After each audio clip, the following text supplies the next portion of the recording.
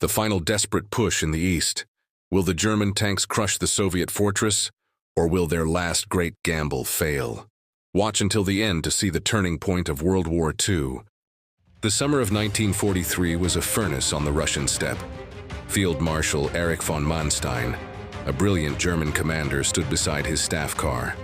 Operation Citadel was about to begin, a massive pincer movement to crush the Soviet bulge at Kursk. The plan was a decisive blow to end the war in the east. But on the other side of the front, Marshal Zhukov of the Red Army was not waiting idly.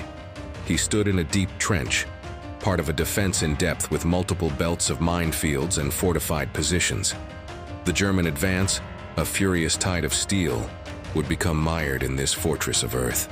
The German tide surged forward, a wave of steel and iron, but the land itself fought back. The first line of defense, a maze of mines and anti-tank ditches, swallowed the advance. The roar of engines was replaced by the groans of broken machines. From his command post, Zhukov watched the German advance falter.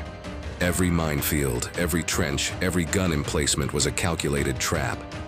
He felt a grim satisfaction as the enemy's momentum bled away into the scorched earth. The battle raged not just on the ground, but in the sky. Soviet Yaks and German Messerschmitts dueled above, leaving trails of smoke and the wreckage of wings. The air itself was a battlefield, a deadly ballet of metal and fire.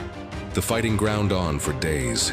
The German High Command, desperate to regain the initiative, ordered a final, decisive push. The objective, Prokhorovka.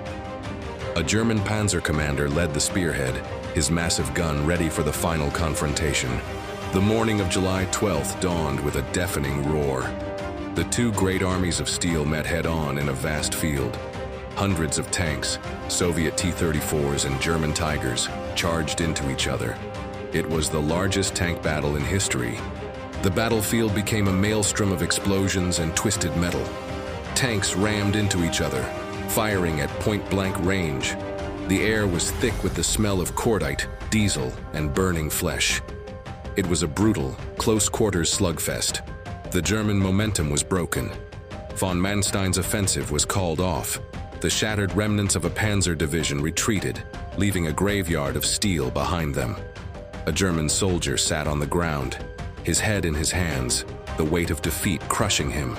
The Battle of Kursk marked the beginning of the end for the Third Reich's ambitions in the east.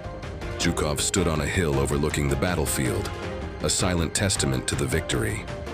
The tide had turned. The long road to Berlin had begun.